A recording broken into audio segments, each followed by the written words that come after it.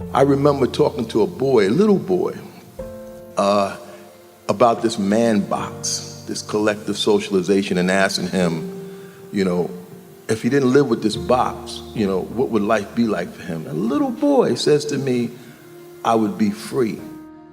Stop crying. Stop with the tears. Don't cry. Pick yourself up. Stop with the emotions. Don't let nobody disrespect you. Be cool. I only saw my father, my first introduction to manhood, 3 times in my life. The one time I went driving with him in his truck, inside of his truck, I'm 6, 7 years old, are images of naked women.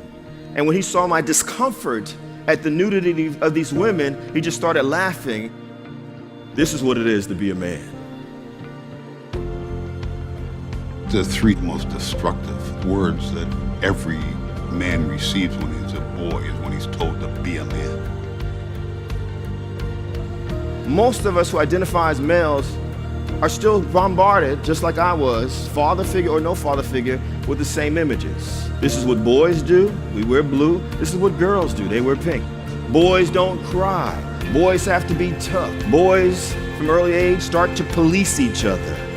We start to use sexist or homophobic or transphobic terms to describe boys who might be a little different than the so-called norm. Are y'all with me? It's this rites of passage many of us go through in our families, in our communities, all over the country, unless you have a parent or parents or an adult who checks you as a boy and says, this is unacceptable.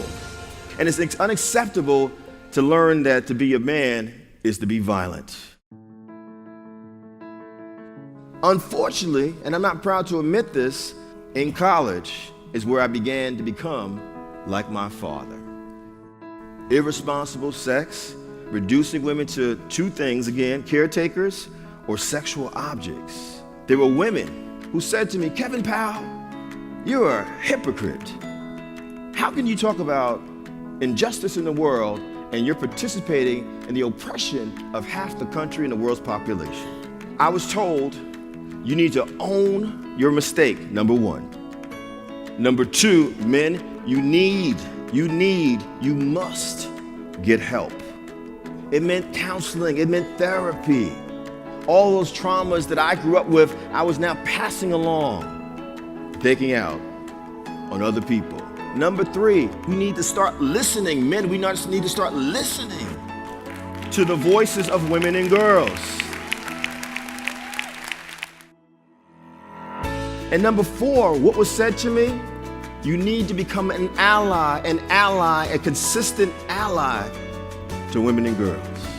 We don't have the kind of transformation that Bioneers represents if we as a people, no matter how we identify ourselves, are not willing to take hard looks in the mirror. And the last thing that became a part of it for me is that you have to do the work.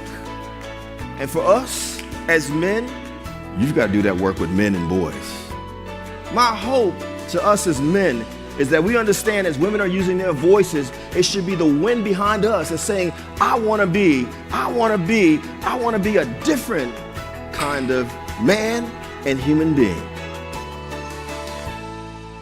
I love you all. Thank you.